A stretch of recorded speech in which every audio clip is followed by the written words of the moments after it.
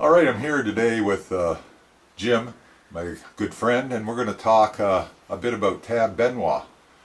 And he's a big fan of Tab and knows quite a bit about him. So, when did you first learn about Tab Benoit? It was kind of a weird story. I believe 2013 or 14, we rented a car that had satellite radio, but it was the beginning of satellite radio, and it didn't identify the artists. And we heard a song called Solid Simple, and it struck us. We searched and searched. I was checking what I knew of on the internet for catalogs. Right on. Trying people I thought, was this Omar and the Howlers, stuff like that. And never happened. And about a year later, one of our children gave us a satellite radio for the car, and we had it in there. And a few months later, one day we're driving down the road, and up comes Solid Simple, the song that had struck us so neatly. And it was there it was, Tab Benoit. Right on. And that day I went home and I got online and I found out that it was available on an album called Night Train to Nashville. Right. Ordered it, and 2 days later I had it from Amazon and just loved the entire album. You haven't looked back since. Haven't looked back since, and we've traveled, my wife and I traveled since 2015, traveled 2-3 times a year to see Tab in concert somewhere. Right. How many times have you seen them all together? 19 times. 19 we've times. seen them, yeah. That's like a bit of a deadhead. You see pretty much somebody a lot. Yeah. But that's a lot of times, and you've seen him in a lot of festivals. He has his own festival. It's called Voice of the Wetlands. Right. He is from Houma, Louisiana. Lived in the Bayou all his life. I was just going to ask you that. So yeah, he's a Bayou boy, and right. After Hurricane Katrina, the people in the Bayou came to realize quite quickly that the government wasn't going to do anything for them. Right on. All the money went to Nashville, and it's an amazing festival. It runs 3 days every year. It's mostly regional Louisiana guys. Right. He's one of the main. He is the main guy. One of the main but organizers. Being in this genre, he's got a lot of friends, and people like Tommy Castro showed up. Joe Bonamassa showed up to play. Yeah. The artists play for free. There's a big chain of grocery stores in Louisiana that supplies all the food. Right on. Budweiser supplies all the beer, and every penny that they raise goes into wetland rehabilitation. Now his guitar style is something you particularly like, the way I like it very much because he doesn't use. He says, I saw in an interview, he said, I have never owned an effects pedal. Right. I've never used one. Which is rare. Yeah, and he's hooked on a 1961 Fender Telecaster thin line. That's all he plays. Right. And he said, what you hear me do is my fingers, my guitar, nothing else. And his style, how would you describe his Clean, style? very clean. Like a blues and He's well, Cajun or. in Louisiana they call it swamp blues. Okay, yeah, that's And he good. does everything from crying country blues. He's done some crying country on his stuff. Right He does real traditional blues, and he's got some real upbeat stuff that's strictly Cajun. Songs like Bayou Boogie and Crawfishing and that sort of describes a bit about Yeah, the music and, just by the titles there. yeah, and Sokole fishing. If you don't know what that is, it's a Cajun thing. And, Right. And And and it's like you say, it's a foot stomping kind of music, really. yeah, a Some lot of his stuff. If you hear it, you're gonna stamp. if you're not stamping your feet, you're not alive. Yeah, you're not alive. Yeah. There's a lot of his stuff is more Louisiana stuff, has a real Zydeco influence in Yeah. it too. Okay. Yeah. And he has a second band called Voice of the Wetlands All-Stars, which tours to support his charities. Right on. And he has put together some of the best Louisiana musicians. Johnny Sasson on harp and accordion. Mm-hmm. Neville, yeah. The brother Neville.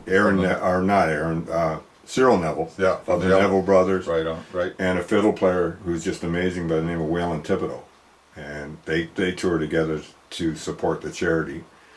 And I've actually got to meet Tab a couple times. I've gotten to meet and know Waylon Thibodeau and our Obviously they're very personable. They are. They're playing for the people, and they're part of the people, sort of It's thing. pretty neat when you're standing at a festival and the guys that you just saw on stage, like Waylon Thibodeau or Johnny Sasson, will come out and have a beer with you and talk to you. And I bet, yeah. they all appreciate the fact that we made the drive from Canada to Houma every year. And they probably recognize you a bit from being. Waylon actually did once. Yeah.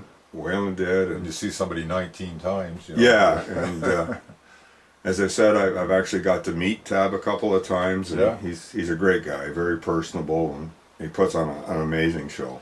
So there's an album called Whiskey Store Live, and it features Jimmy Thackeray. Yeah, Jimmy Thackeray, who's another amazing guitar player. Yeah. And they apparently I don't know the entire backstory, but they've been good friends for years, and it's a compilation album they wanted to do. And it's a typical multi-artist. There's a couple of songs by each, and a couple of duets, and there's a song, it's a Tab song called Bayou Boogie. And he introduces it by saying, do you want the boogie? Do you think you can handle it? And it's a hard rocking boogie with Jimmy Thackeray, and it's just fun music. We really enjoy it. So Tab Benoit is not a really what you call a household name. He's not. Somebody like you found him. You sort of found him by accident. Sure. And I think people from Louisiana would know. Oh, he's well known in Louisiana. In certain areas.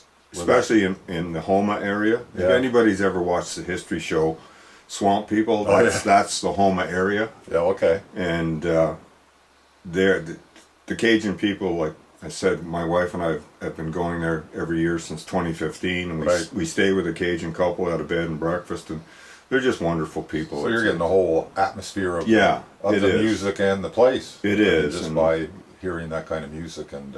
And Houma is kind of the center in the southern part of Louisiana for music, so there's not a bad bar band in the town. Of course if you go out for a beer, and there's always and they've been playing since they was babies, or was it? Pretty much. One of the most amazing things I've ever seen. I've been seeing concerts since I was 15 years old, so that's We've seen a few together. We've seen a few together. Jefferson Airplane. Steppenwolf. In 1967, I believe we saw Jefferson Lighthouse. Airplane. Lighthouse. Canadian band. But one of the most amazing things I've ever seen is these guys when they get together and they start jamming, and so the regular thing of Voice of the Wetlands they've done since day one is on Friday night at 9 o'clock. It's guitar fights. Oh yeah. And they bring up 5 at a time, and we've seen everybody who's anybody in Louisiana. Real guitar. Plus guys like Joe Bonamassa have done it, or we've seen Samantha Fish do it, Albert Castaglia. And they